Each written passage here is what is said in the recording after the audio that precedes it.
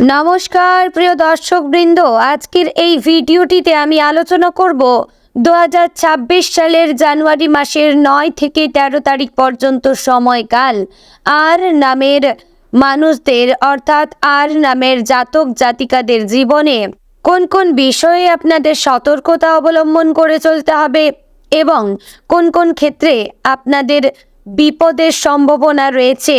এবং আমি আজ জ্যোতিষশাস্ত্র বা ভবিষ্যৎ গণনার ভিত্তির ওপর আপনাদের জীবনযাত্রার স্বাস্থ্য এবং ব্যবহারিক দিক থেকে অর্থাৎ আপনাদের চারিত্রিক বৈশিষ্ট্য থেকে আজকের পরামর্শ দেব। তাই ভিডিওটি অত্যন্ত গুরুত্বপূর্ণ এবং খুবই উপকারী একটি ভিডিও আজকের এই ভিডিও, তাই অবশ্যই সম্পূর্ণ দেখার চেষ্টা করবেন বন্ধুগণ। আশা করছি খুবই উপকৃত বোধ করবেন। তো বন্ধুগণ, মূল আলোচনায় যাব তার আগে আপনি যদি আর নামের ব্যক্তি হয়ে থাকেন তাহলে অবশ্যই আপনার শুভ নামটি আমাদের কমেন্ট সেকশনে লিখবেন এবং কোন জায়গা থেকে দেখছেন অবশ্যই লিখে জানাবেন। আর চ্যানেলে নতুন হলে সাবস্ক্রাইব করে পাশে থাকবেন এবং ভিডিওটি শেয়ার করবেন আপনার নিকটবর্তী আর নামের জাতক এবং জাতিকাদের মধ্যে, এবং ভিডিওটিতে অবশ্যই একটি লাইক করবেন যাতে আমি অনেকটাই অনুপ্রাণিত হয়ে থাকি। তো বন্ধুগণ, প্রথমে জানবো আপনাদের স্বাস্থ্য এবং শারীরিক সুস্থতা সম্পর্কে।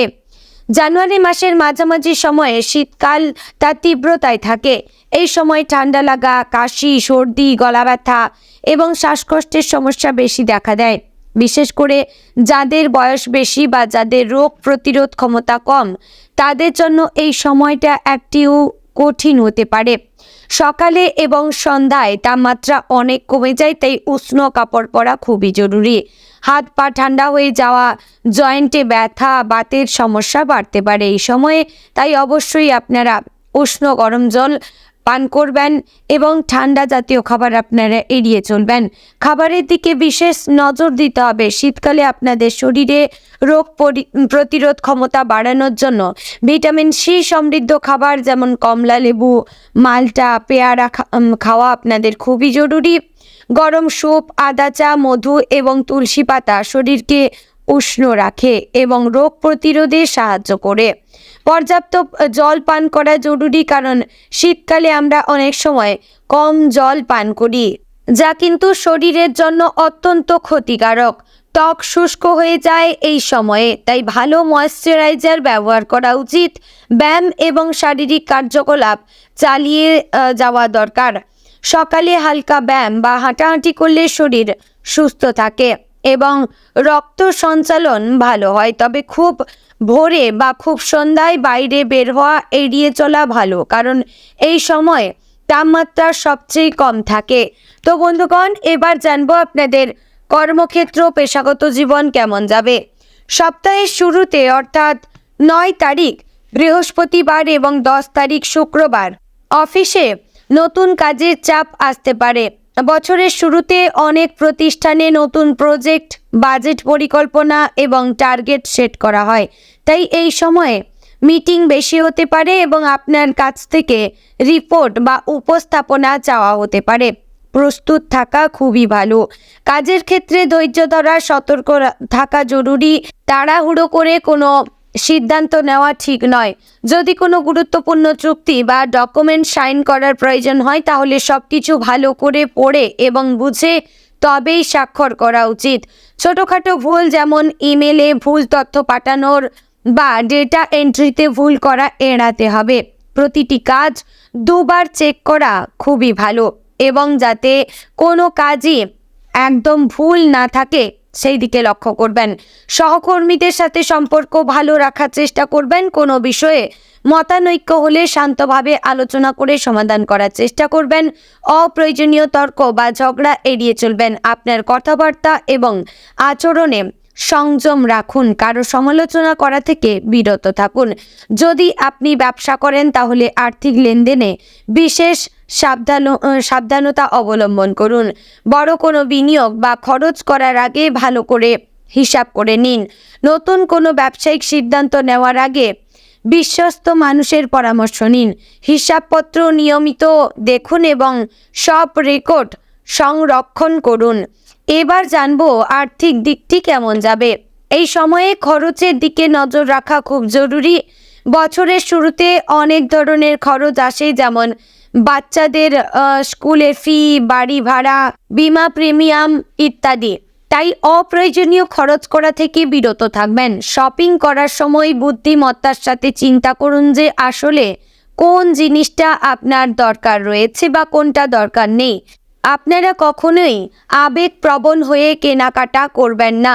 যদি কাউকে টাকা ধার দিতে হয় তাহলে খুব ভেবেচিন্তে সিদ্ধান্ত নেবেন। শুধুমাত্র এমন পরিমাণ টাকা ধার দিন বা ফেরত না এলেও আপনার সমস্যা হবে না। লিখিত চুক্তি করে রাখা খুবই ভালো। অন্যদিকে যদি আপনার কাছ থেকে কেউ টাকা চায় তাহলে পরিষ্কারভাবে হ্যাঁ বা না বলুন। অস্পষ্ট উত্তর দিয়ে পরে সমস্যায় পড়বেন না। ব্যাংকিং এবং অনলাইন লেনদেনে সতর্কতা অবলম্বন করুন। সাইবার জালিয়াতি এখন খুবই সাধারণ হয়ে গেছে। কোনো অজানা নম্বর থেকে ফোন এলে বা সন্দেহজনক ইমেল পেলে সতর্ক থাকবেন। কাউকে আপনার bank account number, pin, OTP ইত্যাদি শেয়ার করবেন না। এটিএম ব্যবহারের সময় আশেপাশে কেউ দেখছে কিনা খেয়াল রাখবেন। এবার জানবো আপনাদের পারিবারিক জীবন কেমন কাটবে। পরিবারের সদস্যদের সাথে সময় কাটানোর চেষ্টা করুন। 11 তারিখ শনিবার একটি ছুটির দিন। এই দিনে পরিবারের সবাইকে নিয়ে কোথাও ঘুরতে যেতে পারেন বা বাড়িতেই একসাথে সময় কাটাতে পারেন। বন্ধুগণ, আপনারা সন্তানদের পড়াশোনায় সাহায্য করুন এবং তাদের সাথে কথা বলুন। তারা কি ভাবছে, কোনো সমস্যায় রয়েছে কিনা তা জানার চেষ্টা করবেন। স্বামী স্ত্রীর মধ্যে সম্পর্ক ভালো রাখার চেষ্টা করবেন। ছোটখাটো বিষয়ে ঝগড়া করা এড়িয়ে চলবেন।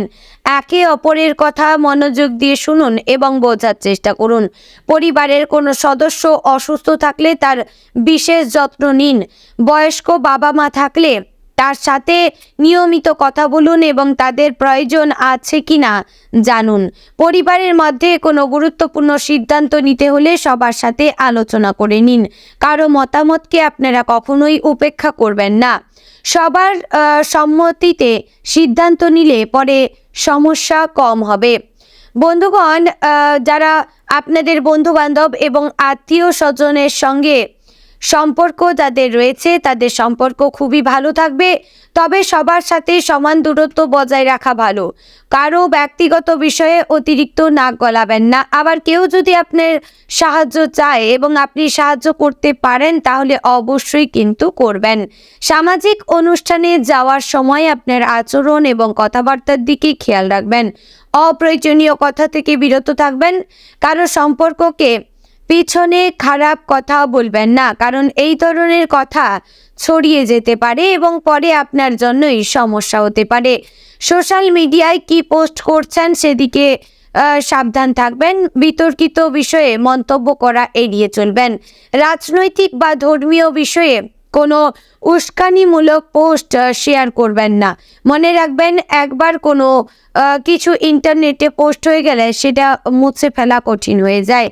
তো বন্ধুগণ, আপনারা অবশ্যই কিন্তু রাস্তাঘাটে চলাফেরার সময় বিশেষ সতর্কতা অবলম্বন করে চলবেন। শীতকালে সকালে কুয়াশা থাকে বা দৃশ্যমানতা কমিয়ে দেয়।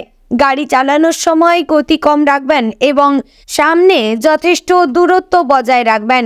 হেডলাইন এবং ফগ লাইট ব্যবহার করবেন। হর্ন বাজিয়ে অন্যদের সতর্ক করবেন। পাবলিক ট্রান্সপোর্ট ব্যবহার করলে ভিড়ের সময় এড়িয়ে চলার চেষ্টা করবেন। আপনার ব্যাগ এবং মূল্যবান জিনিসপত্র সামলে রাখার চেষ্টা করবেন। পকেটমার এবং চুরির ঘটনা বেশি হয় ভিড়ের মধ্যে, তাই অবশ্যই কিন্তু সাবধানতা অবলম্বন করে চলার চেষ্টা করবেন।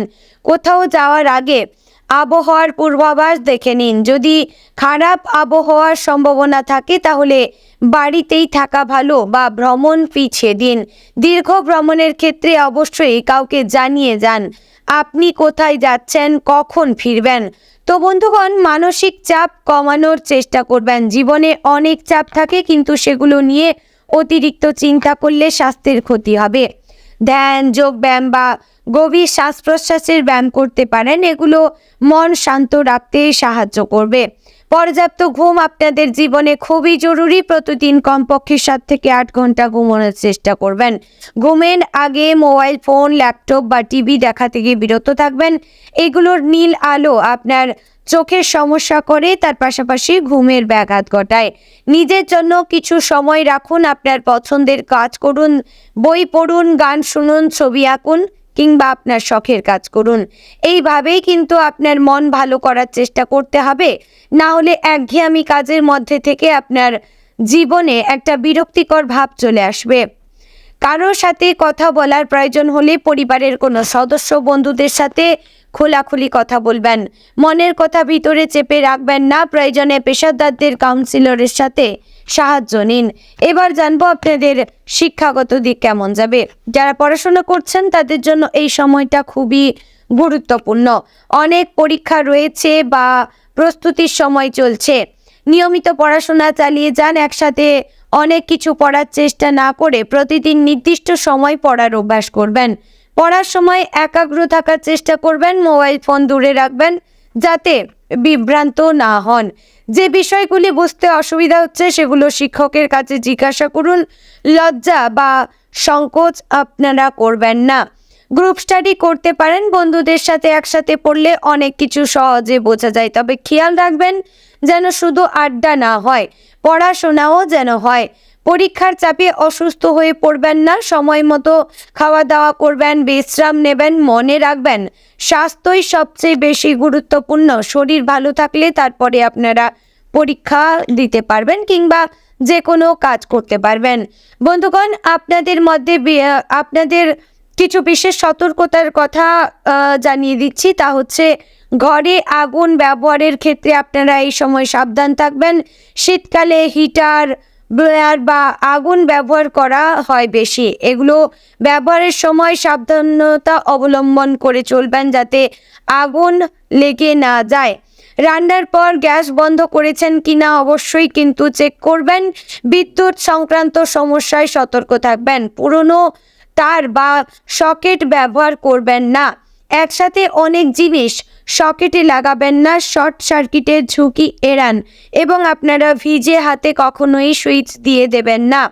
পশু পাখির প্রতি সদয় হন। শীতকালে পাখিদের জন্য জল এবং খাবার রাখতে হয়। রাস্তার কুকুর, বিড়াল এবং পশু পাখিদের জন্য কিছু খাবার যদি রাখতে পারেন তাহলে অবশ্যই কিন্তু শনি মহারাজের আশীর্বাদ পাবেন। বন্ধুগণ, আপনারা অবশ্যই খুবই ভালো থাকুন, সুস্থ থাকুন এবং সর্বদা হাসি খুশি থাকুন এবং জীবনের লক্ষ্যে পৌঁছানোর চেষ্টা করবেন। আর যে সমস্ত বাধা আপনার লক্ষ্যে পড়ে যাবে, অর্থাৎ যে সমস্ত বাধা আপনার লক্ষ্যের মাঝামাঝি চলে আসবে, অবশ্যই সেই সকল বাধা দূরে সরিয়ে ফেলার চেষ্টা করবেন। তা সে একা হতে পারে কিংবা আপনার কোনো প্রিয়জন হতে পারে, তাদের সাহায্যও আপনারা নিতে পারেন। তো বন্ধুগণ, আশা করছি ভিডিওটি আপনাদের খুবই ভালো লাগলো, উপকারে আসলো। যদি ভালো লেগে থাকে অবশ্যই লাইক, কমেন্ট, শেয়ার করবেন। চ্যানেলে নতুন হলে সাবস্ক্রাইব করে আমাদের পাশে থাকবেন। আর এরকম কোন নামের সম্পর্কে জানতে চাইছেন অবশ্যই কমেন্ট করে জানাবেন। জয় রাধে গোবিন্দ। ওম নমো ভগবতে বাসুদেবায়।